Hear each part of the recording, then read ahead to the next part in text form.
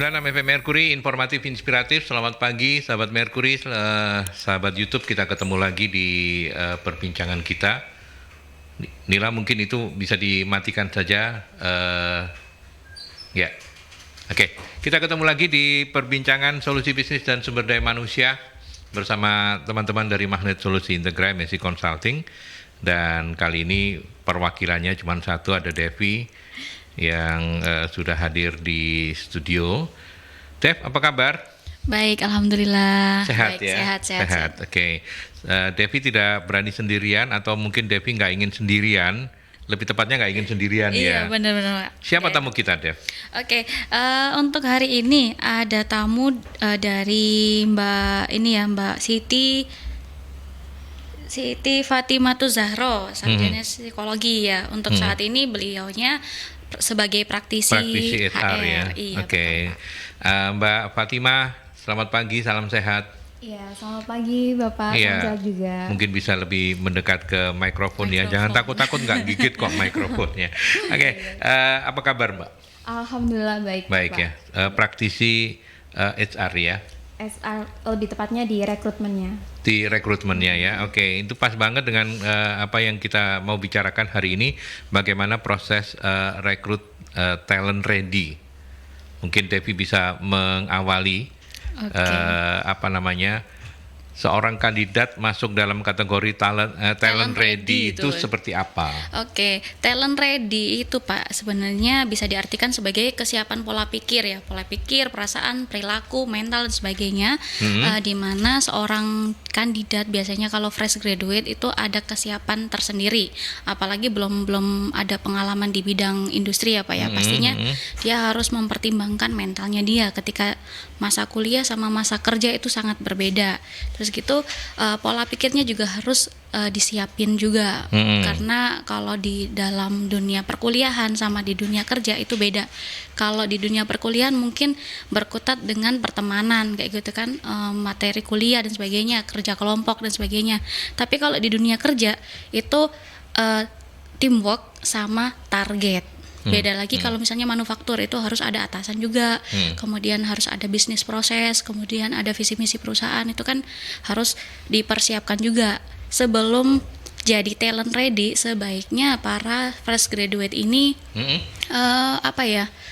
memberikan atau menggambarkan dirinya, mau mensasarkan dia itu mau kerjanya di perusahaan apa, kayak gitu. Kalau bisa ada perusahaan yang ada perusahaan impian, biar dia punya tolak ukur. Dia harus seperti apa yang perlu disiapkan, kemudian apa aja sih skill yang harus dikembangkan dari dia, seperti itu. Oke. Sekarang langsung saja ke Mbak Fatimah. Mbak Fatimah kan tadi bilang lebih tepatnya di rekrutmennya begitu ya. Nah, sebagai seorang rekruter, kalau menilai seorang kandidat yang masuk kategori talent ready ini biasanya dikenali dari apa? Oh, dia ngomongnya lancar. Oh, ini apa-apa. Gimana, Mbak? Kalau dari saya sendiri, untuk talent ready yang benar-benar ready itu harusnya dia well prepared.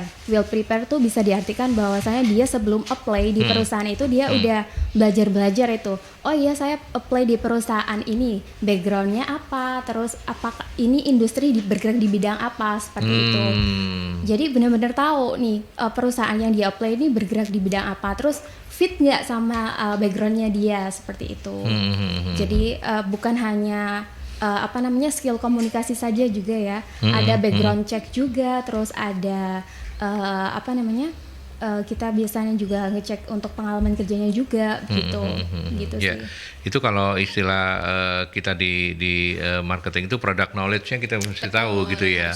Ya, perusahaannya itu seperti apa, dan nggak tangan kosong lah ya, nggak kosongan gitu, ada isinya. Dan itu penting banget memang. Iya, penting sekali nanti kedepannya, karena kan pada waktu untuk tahapan awal setelah screening CV nanti kan mereka untuk para job seeker ini yang sudah talent ready, istilahnya talent ready ya. Kalau dulu kan job seeker, kalau sekarang kan talent ready istilahnya. Oh, talent ready ini pencari kerja gitu dah. Pencari kerja Pak. Yang emang sudah Mualah ready.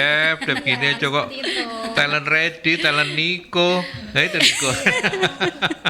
Iya, sekarang emang bahasanya agak Agak beda, Pak. Memang Beda, istilahnya Pak. talent ready Iya. ya. Oke. Iya. Iya. Jadi selain kesiapan nggak gugup, komunikatif gitu ya. Dan yang juga penting itu adalah knowledge tentang Perusahaan sama Perusahaan. posisi yang dia lamar. posisi yang gitu. dia apply begitu ya.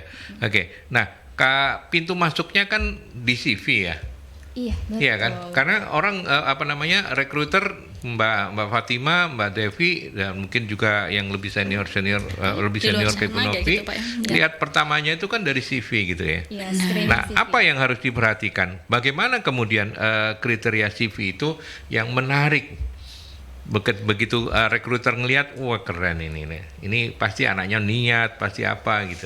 Oke, untuk CV sendiri ya, CV sendiri tuh mungkin pertama kali yang dilihat adalah desainnya. Tapi yang terpenting adalah dia penulisannya dia yang ada di situ. Dia pernah kerja di perusahaan ini, tahun kerjanya berapa lama periode dia kerja, terus dia ada di posisi apa, sama ada di job desk-nya dia. Kalau bisa dicantumkan, karena sepengalaman saya untuk CV-CV yang masuk, mereka cuma supaya CV-nya terlihat menarik, tapi di dalamnya tuh saya nggak dapat informasi. Jadi yang informatif seperti itu.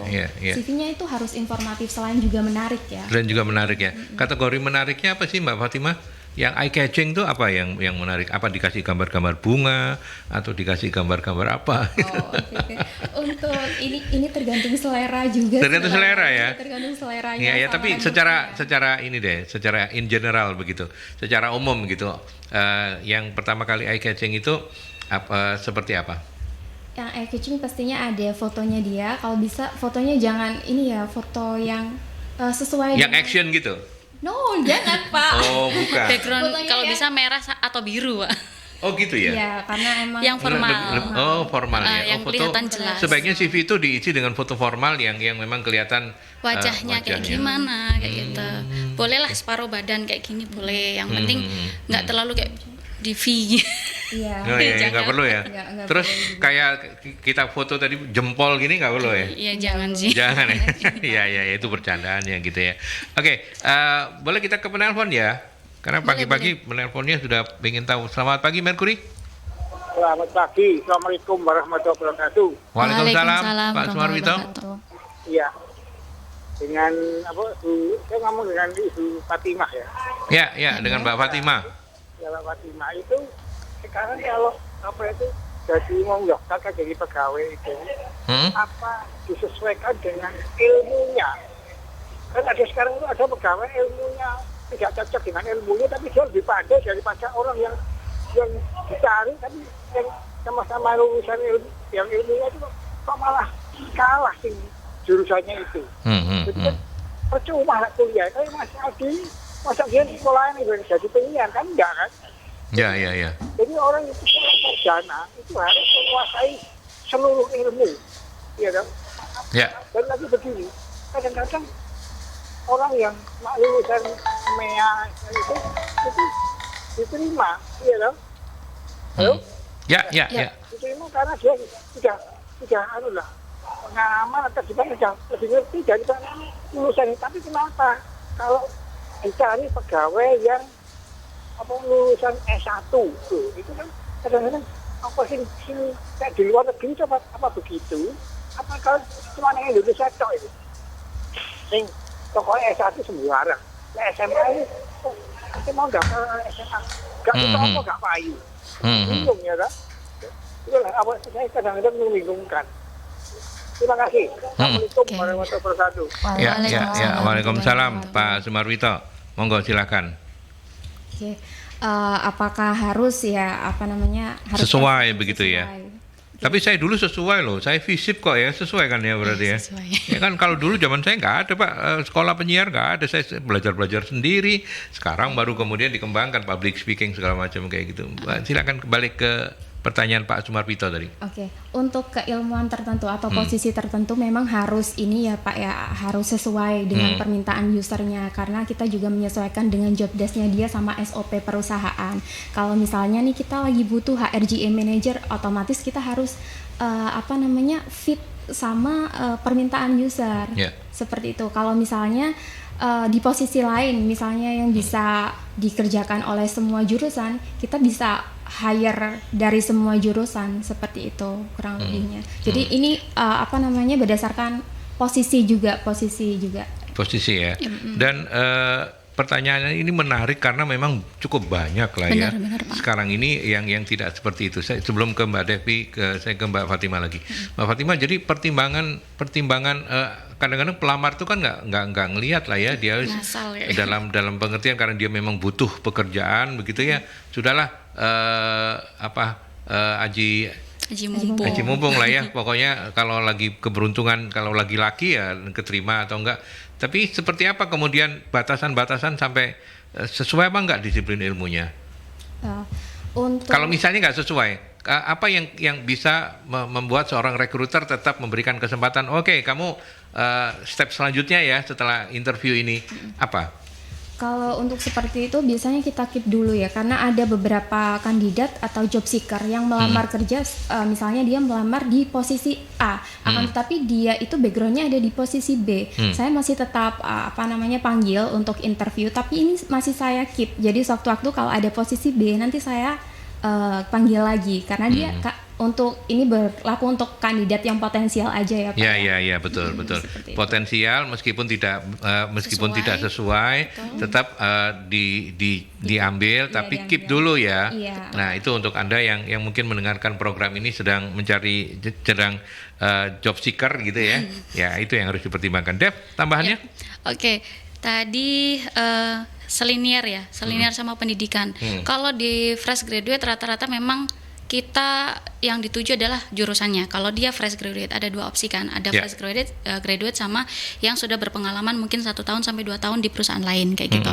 Kalau yang fresh graduate rata-rata HR lihat pengalaman magang sama jurusan. Kalau dia pernah magang pasti dipertimbangkan meskipun dia jurusan psikologi, tapi ternyata dia pernah magang di R&D, Research and Development Product di suatu perusahaan yang notabene yang pesaingnya lah untuk yang perusahaan manggil dia, itu pasti akan jadi pertimbangan. Karena apa? Research and Development ini juga kalau jurusannya itu nggak ada di perkuliahan. Research and Development itu nggak ada kan di kalau misalnya dia Research and Development untuk peleburan baja, ya itu nggak ada, adanya metalurgi. Artinya pendidikan kita itu belum menyediakan all position ya, mereka yang sesuai dengan yang diharapkan oleh dunia kerja. Betul, gitu ya. Makanya harus ada adjustment begitu. Betul, ya. ada orang yang teknik otomotif ternyata jadi marketing kayak gitu. Itu ada Pak, banyak juga. Karena memang dari mereka. Iya, sales itu dari berbagai disiplin ilmu ya. Bener, ada yang pendidikan lah kok jadi sales ini kan. Makanya itu. Tergantung pada saat kuliah mereka membekali diri mereka dengan apa.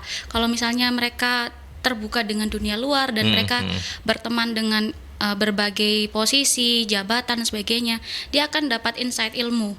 Dan itu ketika dia direkrut atau dipanggil suatu perusahaan, dia ada prepare. Karena kan dari pengalaman itu dia pasti tahu, oh saya dipanggil dengan posisi ini nih. Disiplin ilmu saya di sini, saya ngerasa kurang, jadi dia akan membekali dirinya sendiri mulai dari belajar dari internet, tanya teman-temannya, kemudian dia akan cari informasi industri yang manggil dia itu industri yang bergerak di bidang apa. Ketika dia menghadapi HR, loh kok dia di luar ekspektasi ya, kita mikirnya, waduh ini kayaknya kurang deh anak ini, tapi kenapa ada.